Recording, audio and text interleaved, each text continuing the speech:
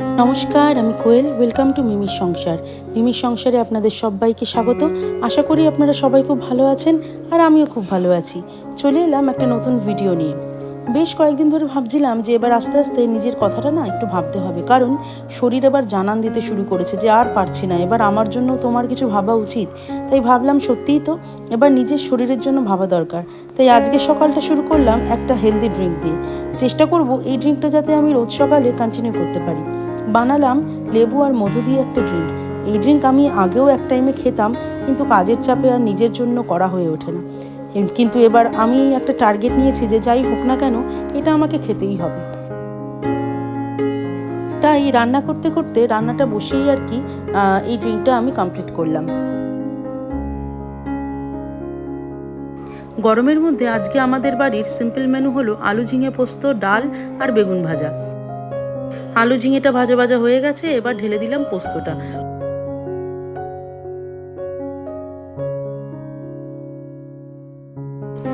বড়দের রান্না কমপ্লিট, এখন কুট্টুসের ব্রেকফাস্ট রেডি করতে চলে এলাম। কাল রাতে সেরেলাকের চামচের 1 চামচ ডালিয়া আর সামান্য মুগ ডাল একসাথে ভিজিয়ে রেখেছিলাম। ভিজিয়ে রাখলে এটা সুবিধা হয় যে প্রেশার কুকারে বেশি সিটি দিতে লাগে না। এটা আমি প্রেশার কুকারেই করব, আপনারা আপনাদের সুবিধা মতন কড়াই বা প্যানেও করতে পারেন। এই গরমে বাচ্চাদের সবসময় হালকা খাবার খাওয়ানো দরকার, তাই সকালে আজ আমি সেরেলাকের বদলে এই ডালিয়ার খিচুড়ি বানানোর সিদ্ধান্তটা নিয়েছি। বেশি সবজি এটায় দিইনি, খালি আলু আর গাজর এই দুটো সবজিই ব্যবহার করেছি। আজ আমি এখানে কোনো ফোড়ন ইউজ করিনি। ফোড়ন কারোরই হজম হয় না, বাচ্চাদের পটির সাথে ফোড়ন গোটা গোটা বেরিয়ে আসে। তাই আজ এই ডালিয়াতে ফোড়ন দিইনি। মাছের ঝোলের জন্য বানালে, মাছের ঝোল বানালে আমি এই ফোড়নটা ইউজ করি। আর তো প্রেশার কুকারে এই আলুটা হালকা ভাজা ভাজা হলে গ্রেট করে রাখা গাজরটা দিয়ে দিলাম। দুটো সবজি হালকা ভাজা হলে একটু পরে আমি দিয়ে দিলাম টমেটো কুচি। টমেটোটা আমি একটা টমেটোর হাফেরও হাফ কেটে আমি এর মধ্যে দিয়েছিলাম, বেশি টমেটো ইউজ করিনি। সবজিগুলো হালকা ভাজা ভাজা হলে আগের দিন ভিজিয়ে রাখা ডালিয়া আর মুগ ডালটা এর মধ্যে আমি দিয়ে দিলাম।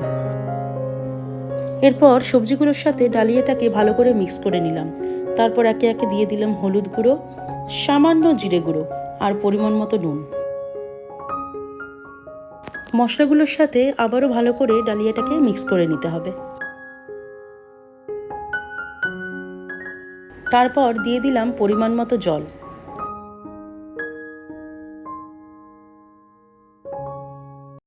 জলটা সামান্য ফুটে উঠলে প্রেশার কুকারের ঢাকনিটা দিয়ে ঢেকে দিয়ে ওয়েট করতে হবে সিটির জন্য। 5-6টা সিটি মারার পর আমি ঢাকনাটা খুলে চেক করে নিলাম যে ডালিয়াটা আমি যেরকম চেয়েছিলাম সেরকম গলেছে কিনা। ব্যাস, আমাদের ডালিয়াটা কিন্তু রেডি হয়ে গিয়েছে। এবার এটা আমি কুট্টুসের খাওয়ার বাটিতে ঢেলে নিচ্ছি। ডালিয়ার পরিমাণ অনেকটা বেশি হয়ে গিয়েছিল সেদিনকে। দুবারে এটা আমি কুট্টুসকে খাইয়েছি।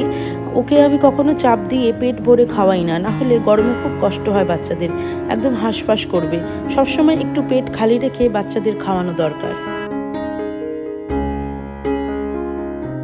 কুট্টুসকে ব্রেকফাস্ট খাইয়ে নিজের জন্য একটা হেলদি ব্রেকফাস্ট বানানোর চেষ্টা করলাম।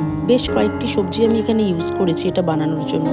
তেলের মধ্যে একে একে দিয়ে দিলাম পেঁয়াজ, টমেটো, ক্যাপসিকাম, গাজর।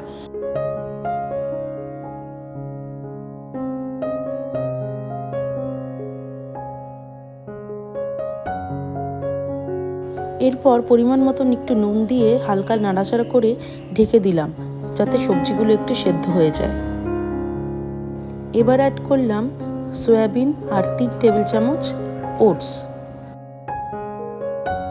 আমার মতন দুধ দিয়ে ওটস যারা খেতে পারো না তারা এভাবে ট্রাই করে দেখতে পারো। ওটস আর সয়াবিনকে সবজিগুলোর সাথে ভালো করে মিক্স করে দিলাম। এরপর পরিমাণ মতন আবার একটু জল দিয়ে ভালো করে মিক্স করে ঢাকনা দিয়ে ঢেকে দিলাম বেশ কিছুক্ষণের জন্য। ঝালের জন্য আমি এখানে গোলমরিচ গুঁড়ো ইউজ করেছি, আপনারা কাঁচা লঙ্কাও ইউজ করতে পারেন।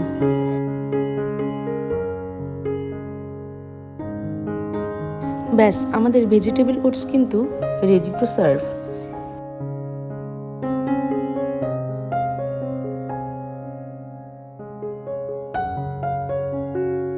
সাথে নিয়েছিলাম একখানা বয়েলড এগ, ওপর দিয়ে নুন আর গোলমরিচ গুঁড়ো ছড়িয়ে দিয়েছিলাম। এটাই ছিল আমার সকালের ব্রেকফাস্ট। মিশমির স্কুল থেকে ওর ক্লাস টিচার আমাকে ফোন করে একটা ক্রাফটের কাজ দিয়েছিলেন, আর সেটা হলো চক অ্যান্ড ডাস্টার হোল্ডার। স্কুলের ম্যাম ফোন করে রিকোয়েস্ট করায় মুখের ওপর না বলতে পারিনি, কারণ ঘর সংসার সামলে দুটো বাচ্চাকে সামলে খুবই অসুবিধা হয় এই ক্রাফটের কাজ করা।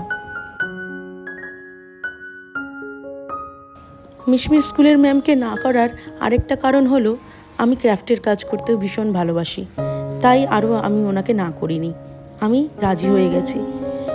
আর তাই আর কি আমি বসে পড়লাম চক ডাস্টার হোল্ডার বানাতে। বাড়িতে ছিল মিক্সির জারের একটা বক্স, আর এটা দিয়েই আমি চক ডাস্টার হোল্ডারটা বানাবো, আর ইউজ করব আইসক্রিমের স্টিক। পুরো জিনিসটা বানানোর প্রসেসটা আর দেখালাম না, নাহলে ভিডিওটা অনেক লেন্দি হয়ে যাবে আর আপনাদেরও দেখতে হয়তো ভালো লাগবে না। সব কিছু সামলে আমার এই চক ডাস্টার হোল্ডার বানাতে টাইম লেগেছে 1 উইক মতন। বুঝতেই পারছেন যে বাড়িতে রয়েছে কুট্টুস, মিশমি স্কুলে গেলেও ওকে সামলানোর একটা ব্যাপার থাকে, তাই এত দেরি। আর আমার এই চক ডাস্টার হোল্ডারটা কেমন হয়েছে জানাতে ভুলবেন না কিন্তু। আর আজ এই পর্যন্তই। আমার ভিডিওটি যারা দেখছেন তারা প্লিজ আমার চ্যানেলটিকে একটু সাবস্ক্রাইব করে দিতে ভুলবেন না। আজ এই পর্যন্তই, দেখা হবে পরবর্তী ভিডিওতে।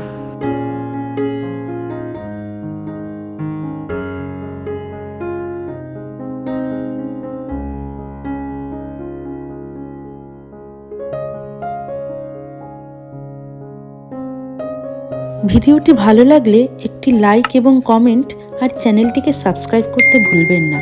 আপনাদের ভালোবাসা পেলে ভবিষ্যতে আরও নতুন নতুন ভিডিও বানানোর অনুপ্রেরণা পাবো। সবাই ভালো থাকবেন, সুস্থ থাকবেন। দেখা হবে পরবর্তী ভিডিওতে।